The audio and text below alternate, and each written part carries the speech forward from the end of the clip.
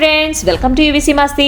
తెలుగు సినీ ప్రేక్షకులు భిక్షు యాదవ్ అని పేరు వింటే చాలు ఒక భారీ శరీరం, భయపెట్టే చూపులు, గంభీరమైన స్వరం వెంటనే గుర్తుకొస్తాయి. హీరో ఎంత శక్తివంతంగా ఉన్నా అతనికి గట్టి పోటీ ఇచ్చే విలన్ గా ప్రేక్షకుల మనసుల్లో చెరగని ముద్ర వేసిన నటుడు ప్రదీప్ రావత్. తెరపై క్రూరమైన ప్రతినాయకుడిగా కనిపించిన ఈయన నిజ జీవితంలో మాత్రం ఎంతో మృదు స్వభావి, క్రమశిక్షణ గల వ్యక్తి. దాదాపు 4 దశాబ్దాల పాటు భారతీయ సినీ పరిశ్రమలో తనదైన ముద్ర వేసిన ఈ గొప్ప నటుడు 2026 ఆగస్టు 4న కన్నుమూయటంతో సినీ ప్రపంచం విషాదంలో మునిగిపోయింది. ప్రదీప్ రామ్ సింగ్ రావత్ 1952లో జన్మించారు. ఆయన కుటుంబం సైనిక నేపథ్యానికి చెందింది. తండ్రి మంగల్ సింగ్ రావత్ భారత సైన్యంలో మేజర్ గా పనిచేశారు. చిన్నప్పటి నుండే క్రమశిక్షణ, నిజాయితీ, ధైర్యం వంటి విలువలతో పెరిగిన ప్రదీప్ రావత్ గారు తన ప్రాథమిక విద్యను సైనిక పాఠశాలలో పూర్తి చేశారు. అనంతరం జబల్పూర్ ప్రభుత్వ సైన్స్ కళాశాలలో ఇంటర్మీడియట్, డిగ్రీ, పోస్ట్ గ్రాడ్యుయేషన్ పూర్తి చేశారు. చదువు పూర్తయ్యాక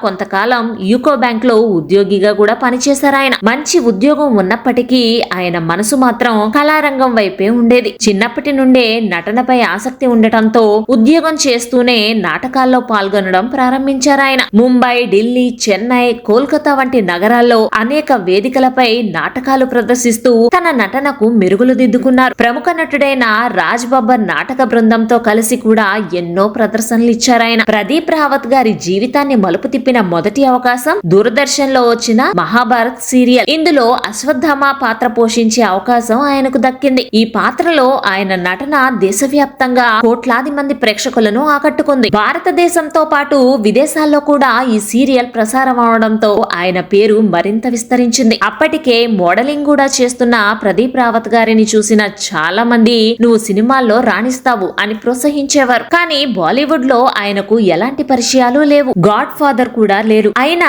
తన కష్టాన్ని, పట్టుదలను నమ్ముకుని అవకాశాల కోసం తిరిగారు. చిన్న చిన్న పాత్రలతో మొదలైన ఆయన ప్రయాణానికి 1990లో విడుదలైన భాగి సినిమా మంచి గుర్తింపును తీసుకొచ్చింది. ఆ తర్వాత అపరాధి, ఇన్సానియర్, కోయిలా, రాజ్ కుమార్, దీవార్ వంటి చిత్రాల్లో నటిస్తూ దర్శకుల దృష్టిని ఆకర్షించుకున్నారు. 2001లో విడుదలైన లగాన్ సినిమాలో దేవా సింగ్ అనే సర్దార్ పాత్ర ఆయన కెరీర్ లో మరో కీలక మలుపు. అమీర్ ఖాన్ హీరోగా నటించిన ఈ సినిమా ప్రపంచవ్యాప్తంగా ప్రశంసలు అందుకుంది. ఈ చిత్రంలో ప్రదీప్ రావత్ గారి నటనను చూసిన దర్శకులు ఎస్ఎస్ రాజమౌళి గారు వెంటనే తన వివరాలు తెలుసుకోవాలని తన టీం ను ముంబైకి పంపించారు. రాజమౌళి గారి నుండి వచ్చిన ఫోన్ కాల్ తో ప్రదీప్ రావత్ గారు హైదరాబాద్ కి చేరుకున్నారు. అలా తెలుగు సినిమా పరిశ్రమలో ఆయన తొలి సినిమా సై ప్రారంభమైంది. ఇందులో భిక్షు యాదవ్ పాత్రలో ఆయన చూపించిన నటన తెలుగు ప్రేక్షకులను విపరీతంగా ఆకట్టుకుంది. ఆ పాత్రలో ఆయన కళ్ళల్లో కనిపించిన క్రూరత్వం, body language, dialogue delivery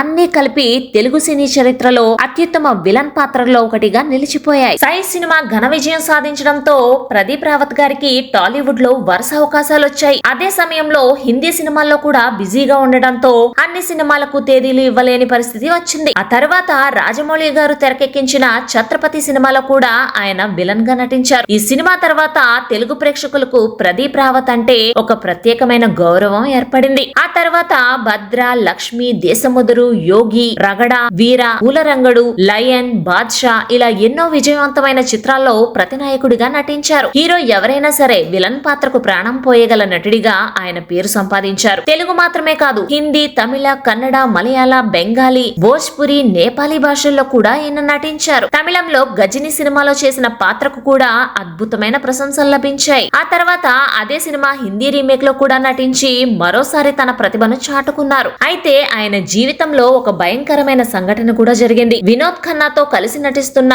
మహాసంగ్రామ్ cinema shooting సమయంలో ఓడపై ఫైట్ సీన్ చిత్రీకరిస్తుండగా ప్రమాదవశాత్తు సముద్రంలో పడిపోయారు. సుడిగుండంలో చిక్కుకొని ప్రాణాపాయ స్థితికి చేరుకున్నారు. అదృష్టవశాత్తు అక్కడి జాలర్లు, చిత్ర బృందం వెంటనే స్పందించి సేఫ్టీ ట్యూబ్ సహాయంతో ఆయనను కాపాడారు. జీవితంలో ఎప్పటికీ మరిచిపోలేని సంఘటనగా ఆయన అనేక సందర్భాల్లో ఈ విషయాన్ని గుర్తు చేసుకున్నారు. తెరపై ఎంత భయంకరమైన విలన్ గా కనిపించినా నిజ జీవితంలో మాత్రం ఆయన చాలా సింపుల్ గా, వినయంగా కనిపిస్తారు. సహనటులతో ఎంతో ఆప్యాయంగా ఉండేవారు. కొత్త నటులను ప్రోత్సహించేవారు. షూటింగ్ స్పాట్ లో ఎప్పుడూ క్రమశిక్షణతో మెలిగేవారు. ఇక ప్రదీప్ రావత్ గారి పర్సనల్ విషయానికి వస్తే ఆయన భార్య పేరు కళ్యాణి. పేరు చూస్తూ తెలుగు అమ్మాయి ఎలా ఉంది ఏంటి అనుకుంటున్నారా? అవును, ఆమె 16 అణాల తెలుగు అమ్మాయి. ఈ విషయాన్ని ప్రదీప్ రావత్ గారు ఓ సందర్భంలో చెప్పారు. కళ్యాణి గారి విషయానికి వస్తే ఆమెకు కూడా సినీ రంగంతో అనుబంధం ఉంది. మోడలింగ్ గా కెరీర్ స్టార్ట్ చేసిన ఈమె చాలా కమర్షియల్ యాడ్స్ లో నటించారు. అంతేకాదు పలు హిందీ సీరియల్స్ లో కూడా నటించారు. వీరికి